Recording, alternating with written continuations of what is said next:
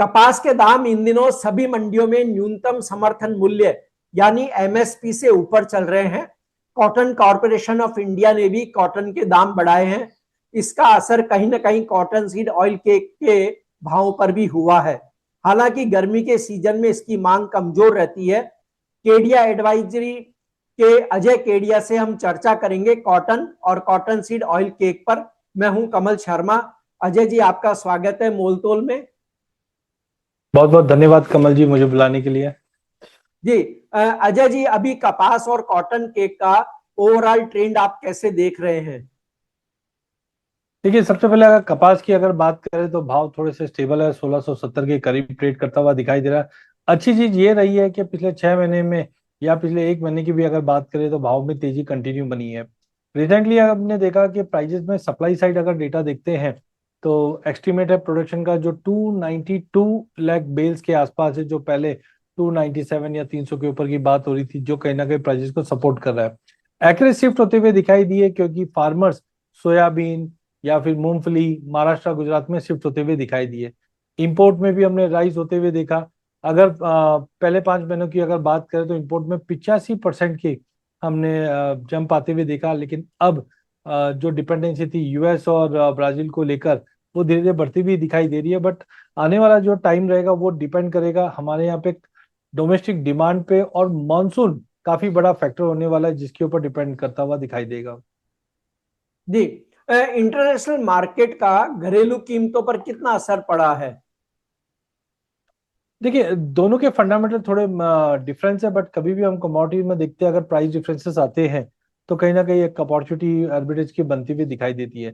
Domestic में मिल के जो कंजम्पशन है वो थोड़े स्ट्रांग ही दिखाई दिए, करीबन 25.7 मिलियन बेल्स के आसपास का रहा है, जो दर्शाता है कि स्ट्रांग डिमांड स्पिनिंग मिल्स के रहे, जिसके चलते पिछले साल हमने इम्पोर्ट्स भी बड़े अच्छे से होते हुए देखे।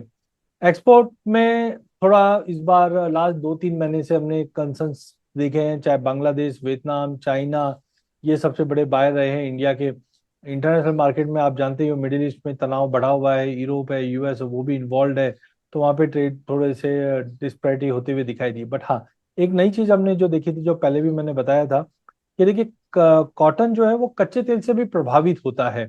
तो वही चीज हमने देखी, जो 62 सेंट के करीब कॉटन चल रहा था इस पे, वो 80 का लेवल पार कर जाता है। बिकॉज आप देखिए कॉटन के जो फैक्टर्स होते हैं जो मूवमेंट करते हैं, उसके अंदर crop, government policy, sowing, harvest, ये तो सब चलते ही चलते हैं।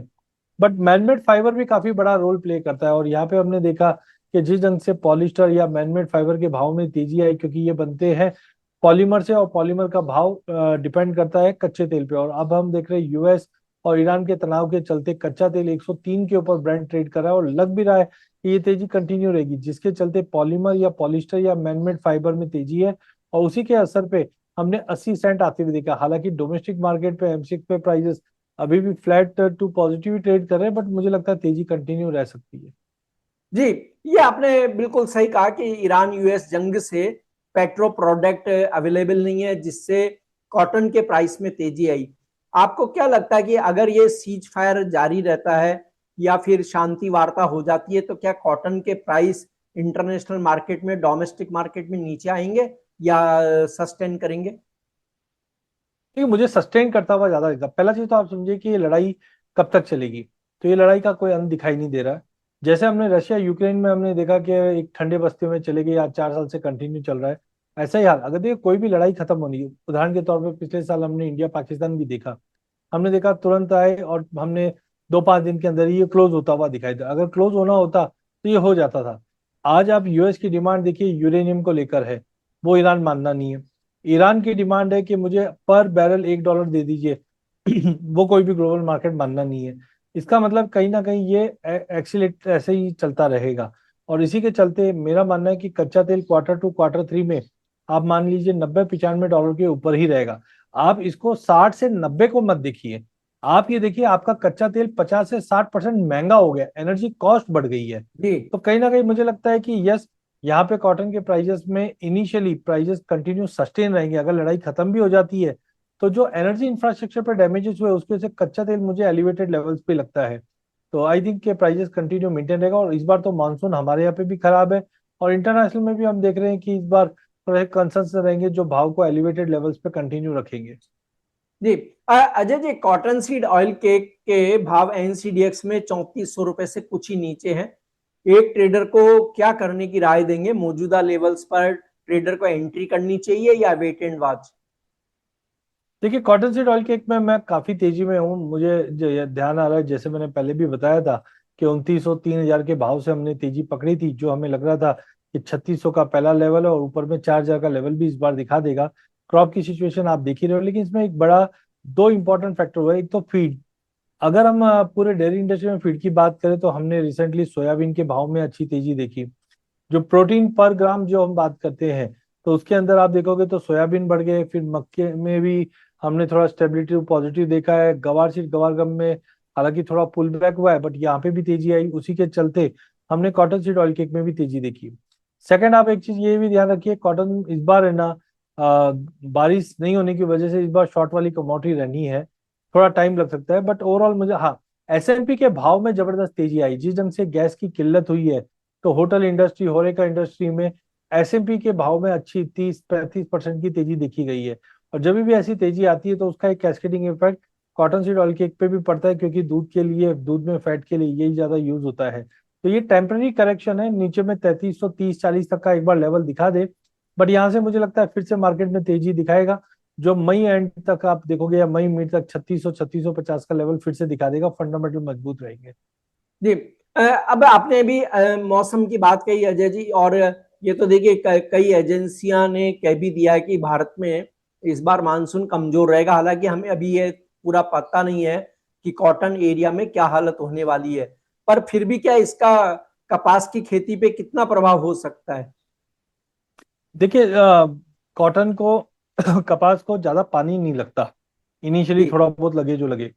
तो यहाँ पे मुझे लगता है कि इस बार सोइंग का एरिया तो बढ़ेगा, लेकिन उतनी ज्यादा उम्मीद इसलिए भी नहीं लग रही क्योंकि बार बार में हम देख रहे हैं कि भाव अच्छा नहीं मिलने की वजह से फार्मर भी कोई ना कोई दूसरी क्रॉप पे शिफ्ट होते हुए दिख रहे हैं।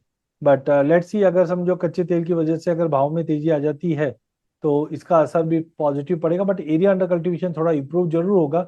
बट इंपॉर्टेंट रहेगा डिमांड को लेकर कि ग्लोबल मार्केट में डिमांड का सीनेरियो कैसे मूव होता है। तो टाइमिंग तो मुझे लगता है कि डिमांड एज ऑफ नाउ सुस्त है, लेकिन जून जुलाई के बाद अगर चीजें सुधरती है तो डिमांड धीरे धीरे इंप्रूव होते हुए दिखाई देंगे। जी और अंतिम सवाल की, देखिए बारिश के सीजन में कॉटन सीड ऑयल केक की मांग बढ़ती है। इन दिनों तो हाजिर बाजार वालों का कहना है कि मांग में सुस्ती है। आप मीडियम और लॉन्ग टर्म में इसका भविष्य क्या देखते हैं? देखिए, कॉटन सीड ऑयल केक में मुझे लगता है कि ट्रेंड बुलिश ही है। अभी जो गिरावट आ रही है वो एक लेने का अच्छा मौका है। तो मुझे लगता है कि प्राइजेस अभी 3340 का एक अच्छा बेस बन जाएगा, लेके चलना चाहिए। फेज बैनर में 3640 का पहला लेवल है, बट कुल मिला के 3850 के ऊपर भी जाने की तैयारी करेगा। इस बार मौसम को लेकर और बाकी डिमांड को लेकर बहुत ही ज्यादा बुलिश हूं मैं। तो कॉटन सीड ऑयल केक में लेके काम करना चाहिए। जी आपका कोई डिस्क्लेमर अजय जी? कमल जी, आज हमने फ्यूचर में ट्रेड होने वाली कमोडिटीज का डिस्कशन किया है, खास करके cotton, cotton seed oil cake और कपास का। मेरी पर्सनल इनमें डेरिवेटिव में कोई पोजीशन नहीं है, बट मेरे क्लाइंटों की हो सकती है। दूसरा, ध्यान रखिए, कभी भी जब आप कमोडिटी में निवेश करते हैं तो जोखिम के चांसेस होते हैं, इक्विटी जैसे ही। तो एक तो स्टॉप लॉस लगाइए, दूसरा सेबी रजिस्टर्ड फाइनेंशियल एडवाइजर की सलाह लेकर ही इसमें निवेश करें। जी आपका धन्यवाद, शुक्रिया अजय जी। बहुत बहुत धन्यवाद। इन्वेस्टमेंट या ट्रेडिंग के लिए सबसे जरूरी है सही समय पर सही खबर, और उसके लिए आपको चाहिए सही ऐप। मोलतोल डाउनलोड कीजिए, आपको मिलेगा रोजाना मार्केट अपडेट और ब्रेकिंग न्यूज, एक्सपर्ट एनालिसिस और ट्रेडिंग व्यू, सोना चांदी के सटीक लेवल और ट्रेंड, एग्रीकल्चर कमोडिटी की खास रिपोर्ट, आसान भाषा में मार्केट की जानकारी। एंड्रॉइड फोन के लिए प्ले स्टोर पर जाकर डाउनलोड करें मोलतोल, कमोडिटी ट्रेडर्स का नंबर 1 ऐप।